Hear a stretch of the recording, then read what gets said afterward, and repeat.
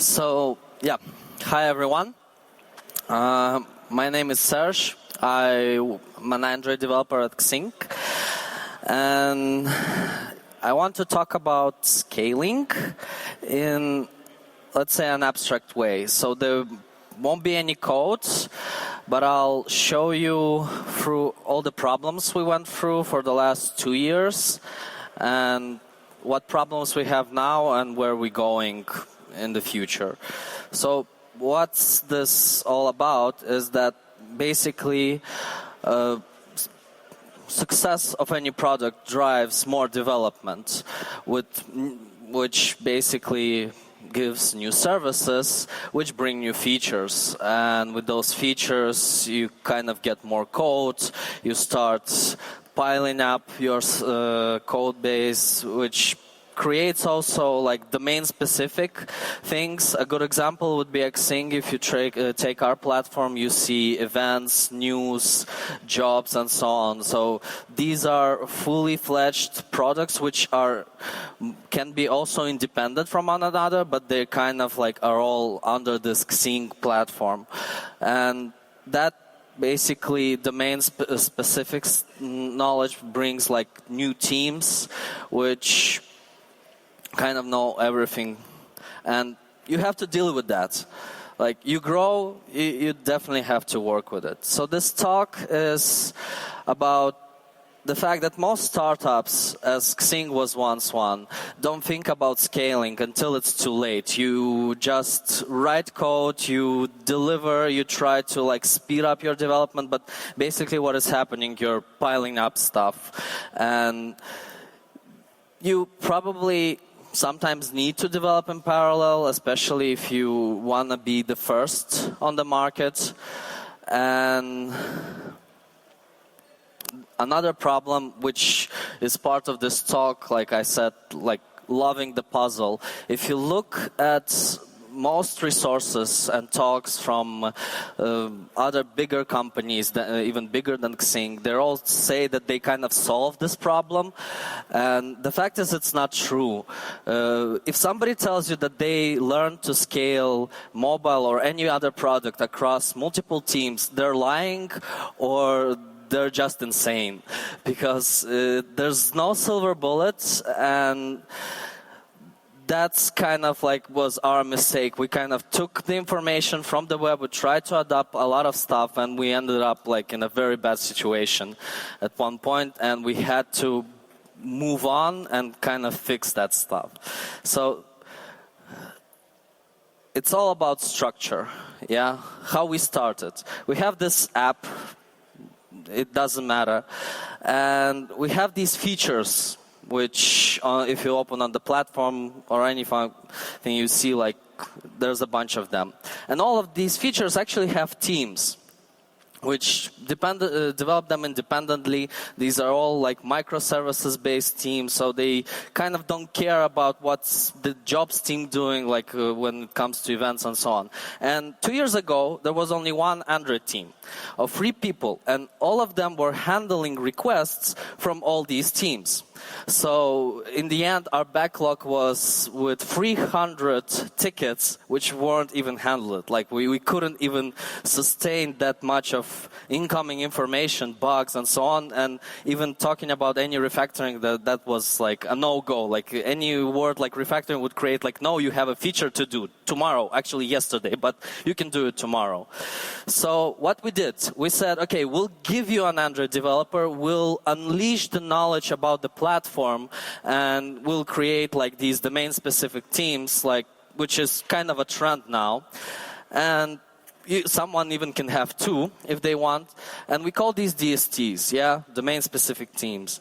So what that gives us is that we see the app as a stack of features, and we allow them to operate under their own domain space. So basically, if you open our Android project, you'll see just package names for features, yeah, but also they work kind of independently from one another. Again, they also are required to maintain their instrumentation, so since they know what is happening, they kind of have to provide some test cases to make sure that other changes are not breaking them up. And they should be autonomous. That's what we in the end try to do.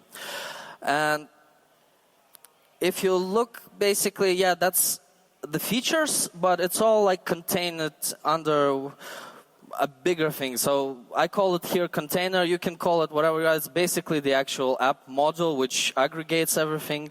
And logically, it has a dependency graph for dependency injection. It has some coordination logic, which they all share between one another. That's how, for example, our feed live stream page knows to write messages. Yeah, so it's just some abstract things and basically frameworks. And here where it starts, how it's built.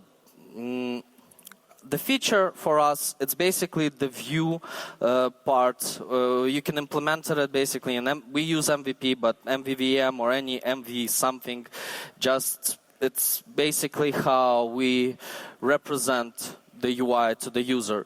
Everything underneath is provided by the dependency graph, and the frameworks are basically internal and external libraries. Yeah, so it's nothing special. But by solving this one problem, like you have this cool architecture, the second question is, okay, you have another app, and you have a third app. What do you do then? And at this point, we decided, okay, what are like the main pain points? And one of the first one was the UI. So any application that comes up from XING has to be XING branded. Yeah, so that's why we basically created this self-sustainable component, which is internally released. I'll talk about this a little bit later, but it's basically an Android library that contains the XING theme, or the general theme of the company, general UI components that can be shared, and it has its own life kind of development cycle, which we'll come to later. Also tracking.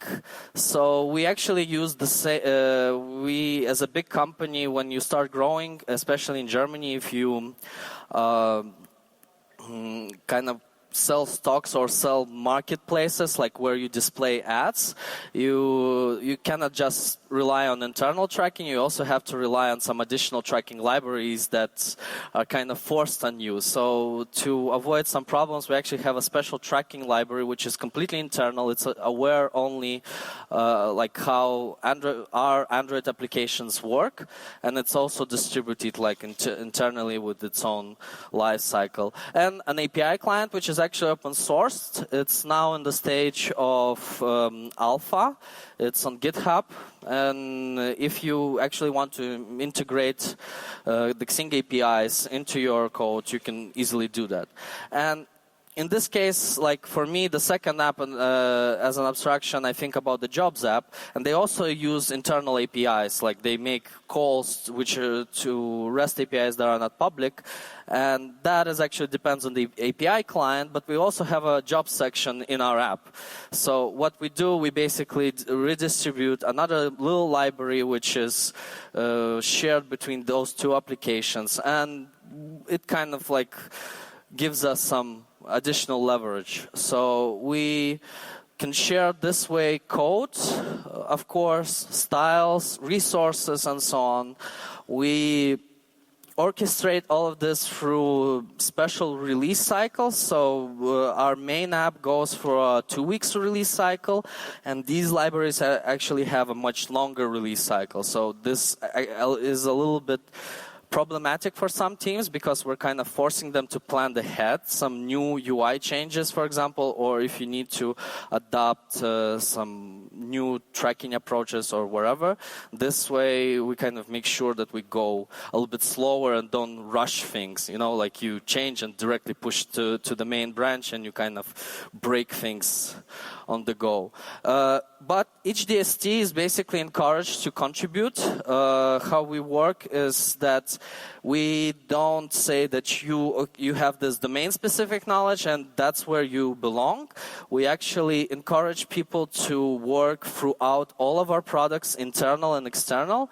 And this way, it's kind of like, if somebody gets hit by a bus, you'll still have other people that are aware of what he was doing before. So, but it also gives more ownership to other developers. And it's, for us, it's kind of important that everyone is part of the bigger decisions. So we have a thing called a Kaizen circle. So basically we, all Android developers meet on a regular basis. And there we actually make all the big architectural and like in general like tooling decisions based on some research that we do separately. That allows us kind of to never stick to one single brain. We share like a multiple organism. We're actually in Hamburg. We're already 15 people and we're growing. So all this architecture, all these like structural things are good, but they don't work without a proper infrastructure. And for us, what that means is how we actually work with the code, like how a feature or any contribution to any of these libraries or the main application or a secondary application, how it goes from an idea to actually a working thing that is delivered to the user. So we have a, let's imagine like a master branch on GitHub, yeah, so when a person wants to start a new feature or create it, it creates a feature branch. He can also like create additional stuff, like he can work on it however he likes, but then he has to return this to master. And a few things happen at this point. So for us to understand, master is our alpha, beta, and release. We don't create like development branches, version branches. We just go one straight ahead because it's really hard to manage, especially with so many teams.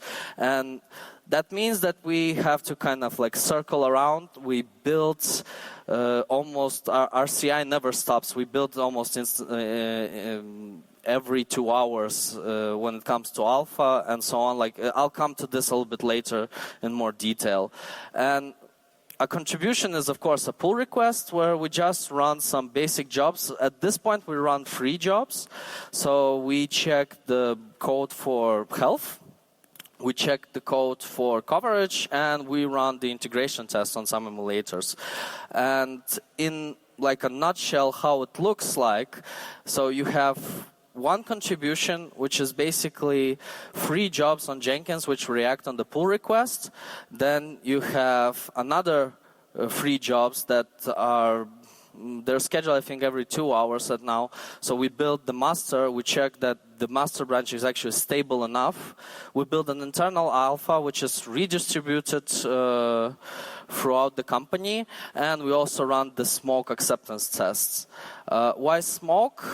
Because when you end up with about a few hundred acceptance tests which require devices, you cannot like spend during daytime, let's say 2 hours just to run all of them. It's next to impossible. You're basically always creating this back pressure on your, well, we use a device farm, and this way it never stops working, and you actually kind of lose the control actually what actually was broken or when it actually broke. So then in the evening we have a beta build, which is an aggregation of an all day's work, and also the full acceptance test, which run now about 2 hours on one single device. If you run it, we try to parallelize it a little bit, like, and of course each 2 weeks or each 2 months, depending on what we're building a release with everything which is implied. So we use, of course, Jenkins CI for that. Another cool point about all these scripts, so for example, since we're trying to run in parallel the whole integration tests, acceptance tests, we script the jobs. So we have about 17 or 18 only acceptance jobs for each section and each complete feature, and writing a Jenkins jobs, like manually creating it and going through the whole process, and or even editing it, is a little bit crazy. So we use a little neat tool which is called the Jenkins DSL plugin.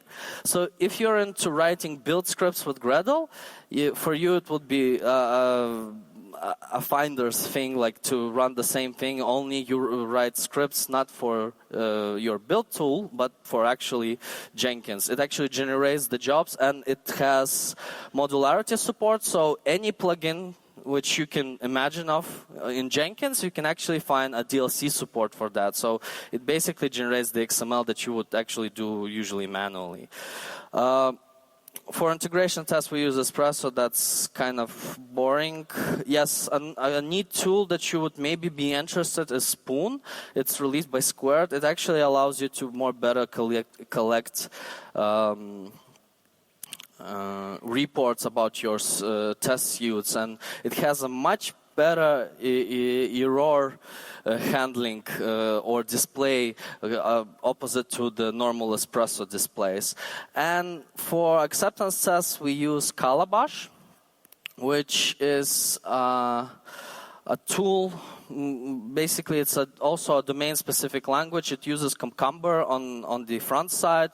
On the downside, it uses Robotium, and basically, it allows you to write integration tests in a more human-readable format.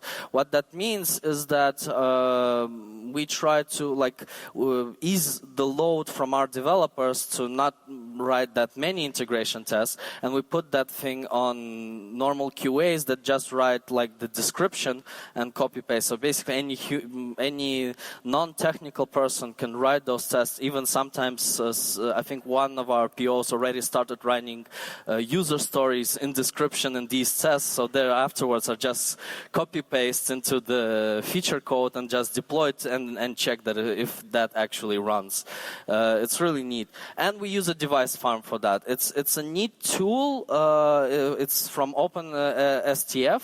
What that allows you to basically, using any computer you have, like we use a Mac Mini, and you can connect a bunch of Android devices to it, and not only parallel your work there, like we use them to run the final acceptance tests during the night, but also what we do, since the device farm during the day is kind of free, people can just connect to those devices without emulators and deploy their code from their computers. So more about that is you can follow us on Medium. So this talk is mainly like an abstract, but we already have a blog post about how to integrate the device farm into your general environment and how to hook it up with Jenkins. And we're gonna start from next month releasing monthly reports about how to use Calabash, how to use different steps of our whole ecosystem to actually scale your applications. But in the end, in the long run, you have to understand that it all comes to the human impact. So until the point where you actually work with your developers and collaborate with them, and you find this kind of balance, till this point you will probably always find problems with actually scaling. And that's about it. We're hiring. If you're interested, we have some Android positions filled in Hamburg, and not only, also in Munich. And if you're interested in any other career, check out the link on the right. And yeah, thank you. Any questions?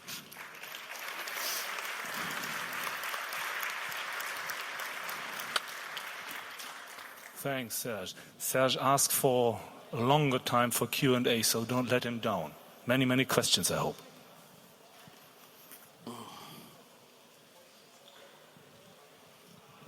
Hi, thanks for presentation.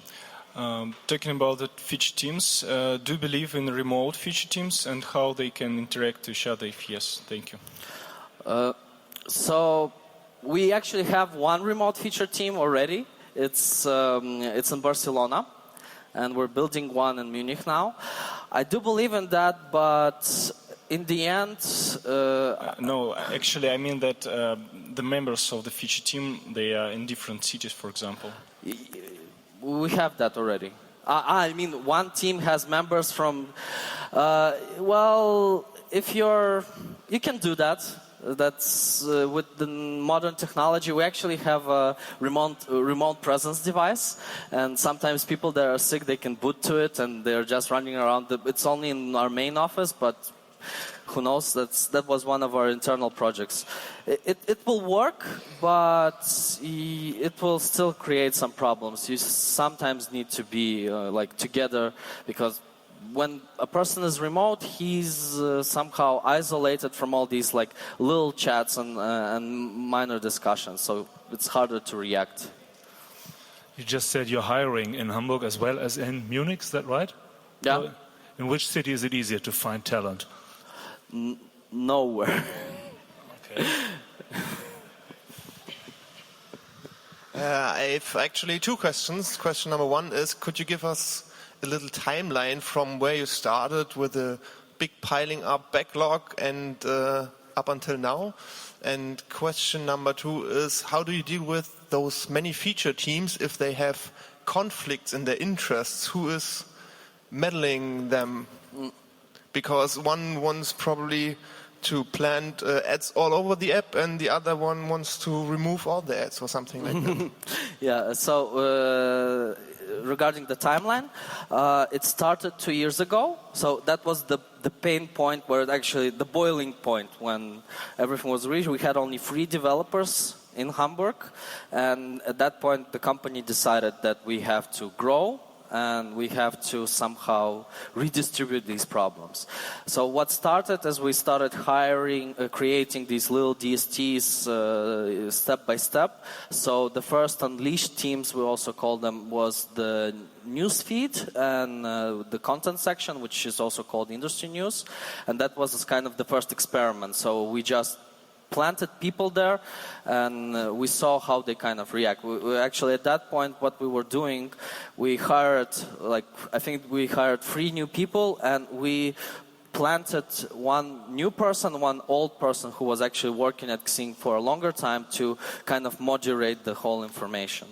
And afterwards, we started filling positions step by step and kind of normalize the backlog. Now it's only 50, at least in my backlog, it's only 50 tickets. So regarding the second question, could you repeat it again? Sorry, I lost. Conflicts, yeah.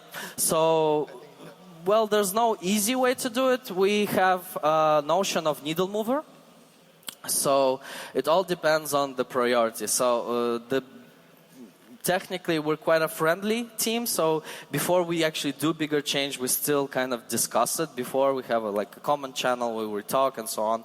But when a team, for example, wants to be first in the release line, and then another one, there the decision is actually made by higher people. They just select which feature or which product is more important to hit the market first than the other one. But we actually had a few times that we were releasing, merging these things together and releasing to the market really fast.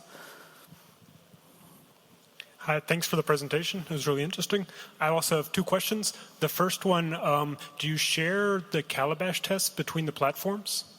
Or are they purely for Android? Yes, we start, well, when Calabash started, we started as an experiment, and now we share the mocking part when we make requests to our backend to create some mock data on the server and see if it's displayed, things like that. We started sharing it with iOS, yes. Okay, but not the actual features aren't? It's a little bit hard because structurally the apps are a little bit different. So we tried that, and it worked maybe 4 times out of 10, maybe like that. So we decided not to kind of bother with that. That's what I expected. And one other question: how do you handle testing of releases? Because if you want to make a release and master is kind of moving on, how do you ensure that the release candidate is getting tested enough? We have a notion of a code freeze. So that works only for our apps, actually. With libraries, it's a little bit easier because we always kind of like, we can patch them really fast if there's something wrong. But when it goes to the actual application, what we do, we code freeze master. So there's a point in time which is set every we set those points 3 months in advance. So there's a point in time when we stop master, and we don't allow for like half an hour any merges. We check that master, of course, should be stable. If not, we first create a release branch and force the teams to either fix their tests if a specific part is broken. We also kind of analyze if who's actually responsible. And my team is allowed to remove features from the feature branch, from the release branch, if we find that a particular commit or two were actually involved in breaking the overall expected behavior. That kind of is harsh and cruel, but that allows us to not stop the release because of one team. Because in most cases it's multiple contributions, and if one person breaks 15 people shouldn't wait for that. And we test about 3 days. After that, we release to a beta channel, and we have a beta program which anyone can enroll. It's all on our Android page. And after that, we just monitor the basic stats if we get new crashes or so on, and then we just do a stage rollout with the normal Google tooling that you have already. Yeah, question here. How do you share the feature code across different apps? That's actually almost non-existent. So we share business logic and basic lower level stuff, but we don't share the actual overall final implementation. That's still at this point is almost we now what we do is only slice the application and remove the lower level dependencies which could be shared, like for example the caching of your contacts on XING, or your user profile caching, which is a database and all needed functionality to actually store it. So we first started at this minimal level, and we still are not that advanced to actually go to the final thing. It's still in progress. We do share some business logic, like minimal business logic, like loading data, as I said, like calling APIs and basic models with other teams. 1, 2.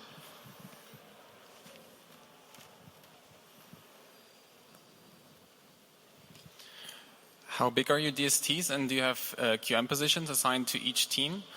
Yes, that's to the second. But our DSTs are usually 1 to 200 developers plus a freelancer, depending on feature demand, let's say so.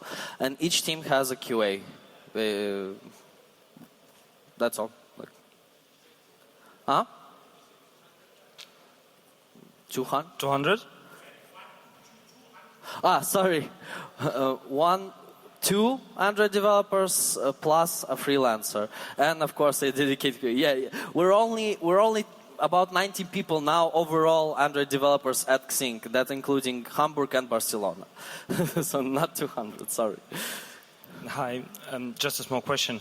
If different teams are responsible for different sections of the app, how do you solve dependency updates problems? I mean, if you need to update some library in one section, then it should be synchronized in all sections. Since they all share kind of the same configuration, where they all live in one model, so it's the upper application model. We didn't start we were actually separate at one point, but that didn't work for us because of the build time, which the guys from before lunch were talking about. Actually, we had something similar, and they kind of share the same build file with the same dependencies, but my team, where I work, we're responsible for updates. So when it comes for example, the most painful thing is probably updating the support library. For that we actually before we were just doing that, but now we're planning ahead, like sometimes even a week depending on the version. So I think for the 24th version will be really slow, because last time we did it, we broke our app. We had to patch it 3 times on live. And how long it takes, the full build time in? The full build time? Yeah. Well, depends. Like, since these little libraries is quite fast, so they're the full app is I don't know. I think a clean build now is about 1 minute or something, or 2 minutes, and recurring build is without instant run. It's about 30 seconds or 40 seconds. It's okay. It was worse. It was 10 minutes. Hi. Yeah. You mentioned in the beginning that a lot of startups don't think about scaling from the very first stage. Yeah. In my mind, I have it a bit differently. I thought that the idea of a startup is that you get some money from investors, and the first thing on your mind is just to ship a product out the door to see how you're going to do. You don't want to get caught up in what is called the analysis paralysis and just spend all your time and money into thinking about how do I scale and then start building a product. And also this kind of approach seems to me that it's kind of like going against the agile way of developing products. What's your thought about this? When is the sweet spot on thinking about scaling your product? Mm-hmm. So in my opinion and the general company's opinion is that of course you shouldn't, like when you're a startup, you shouldn't invest money on scaling, but I think what you need to understand is that you have to at least develop in such a way that you're flexible enough in the future. So what happened at XING, and that's like non-secret information, we were a startup. For five years ago, our app first hit the market, and since then, the code base was basically never changed. There was never a complete rewrite of the application. There was never anything done with that. So basically there was like iteration after iteration. It was first slow, then it became faster and so on. And what happened is that the company spent a lot of money just to make the app scalable. So we actually were 5 people, our main framework team, which we actually did this, and we're like kind of responsible for the app to maintain. So the thing is that you have to think about like when you don't have to like spend all your money in the beginning to scale it, but you still have to at least make sure that when you're developing, at least from your developer perspective, that you try to be as flexible as possible, so you don't kind of couple things together, because in the future it will change. Somebody already on the stage says that tomorrow your code will become legacy code, the one that you wrote today, and that's true. And tomorrow something that scales today will not scale, of course, but you should be at least flexible enough. And regarding the agile way, all of our teams are conducted by a Scrum or Kanban. The only non-agile way is the actual infrastructure. So that's the only thing that cannot change, because otherwise, if we don't have these release cycles which are like strict, we will have releases and updates either like once in half a year or once every 2 hours. Yeah, so it's like we needed a structure somehow, which is of course non-agile. It's a little bit looks like waterfall, but it's just a point in time when we say, okay, here you can release. We're not doing it before, we're not doing it after. It's just a time that we like kind of allocate for you. Yeah, thanks for the presentation. So you said that you're sharing business logic, so like pieces that multiple teams use. So what about resources? So let's say themes, styles, or like colors. So if different teams, they definitely need to build UI in the same style. So is it like global for everybody, or you bundle them somehow to make them available? So how do you do that? So we have an internal UI library, which basically propagates global styles, which is the application theme and some basic UI components. It's done quite easy. We have like a Maven setup, and we just publish it there. And that's how all the teams kind of get the basic colors and theming, which at XING we don't have that many colors. We have just a few shades of green and one yellow. Yeah, so it's not that much. It's just like how it correlates and all these things. Yeah. I think we have one more question here. Are there any more questions in line? No, I think we're going to have the final question. Yeah, there was one more. Okay. Hi. How do you manage hot fixing? So if master evolves and then a critical bug is detected, how do you roll back features from master and apply the hot fix and release it? Each release basically is a tag. So, okay, I didn't mention this on the slide, but what we do, during the code freeze, we create a release branch. If there are problems, we either roll back some commits or add, depending, but usually we try to stick it the same. Then when the code is actually out there and the final release testing is done and so on, what we do, we tag it. It's done automatically with the job. So when it builds the release, it's actually already automatically applying the tag, getting the mapping for the progward obfuscation stuff and everything. Like it all collects and it pushes it to Git. And afterwards, when we're doing hot fixes, we're not master evolves and we just check out to the tag and we create a hotfix branch from that. And the same goes over and over. So since it's just versioning, yeah. There was one more raised hand over here. Oh, here, okay. You mentioned that your regular DST consists of one or two developers and one freelancer. And you also may or may not. Huh? May or may not. But you also mentioned that it's kind of difficult to organize the DST from the members who is located in different offices. So what kind of work you pass to the freelancers and how you organize the work with them? Usually freelancers, we don't work with them directly. The main developer in the DST, like the main responsible for Android, is kind of not in charge, but it's his job to kind of control what he's doing. And usually freelancer is just a word for a person who will not stay for us long enough. Yeah, like not a year or two, but they are contributing on the same level as any Android developer. They also are part of our weekly decision-making process. So we kind of we don't isolate them from us that far away. They're just they're freelancers because they'll stay only for 3 months. That's the only difference. But we still treat them as part of the family. Okay, thank you.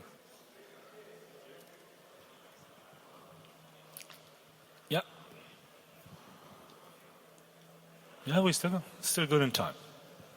Hey, do you have like a common check style or like a coding style, and do you enforce that somehow? Yeah, with a job, with a Jenkins job. Okay, so you're running check style, or what are you running there? We're running check style. We're running lint.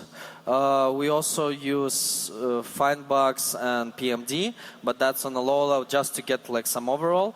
But what happens, like when you make a PR, as I said, we run 3 jobs.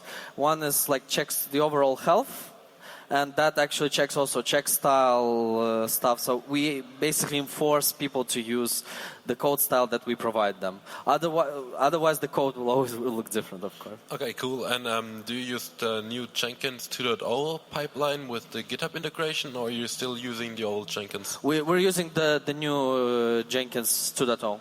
Okay, cool. Thanks. We have 2 minutes left, so now we have the final question, definitely.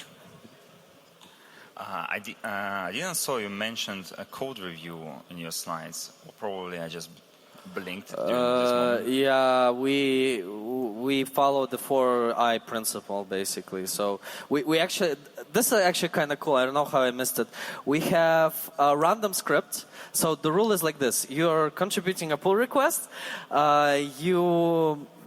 There's one person who actually aware of what you did, during this last this contribution. But there's one person who's selected randomly from the whole Android community at XING. So, and this way, actually, what we did, like by doing this for the last, I think 4 months, we arrived at the point that everybody is aware about everything in the app. So, as I said, if somebody gets hit by a bus or dies in a plane crash, nothing will stop and the knowledge will not be lost. So we kind of enforce this. And the same goes with the Jenkins jobs, for example. You can edit a script in master and that will change the whole pipeline if you actually change the whole configuration. And we allow to do that only to make sure that it works. Okay, thanks, Serj. Thanks a lot. A warm hand again for... Yeah, you must be thirsty, you must be hungry, you must be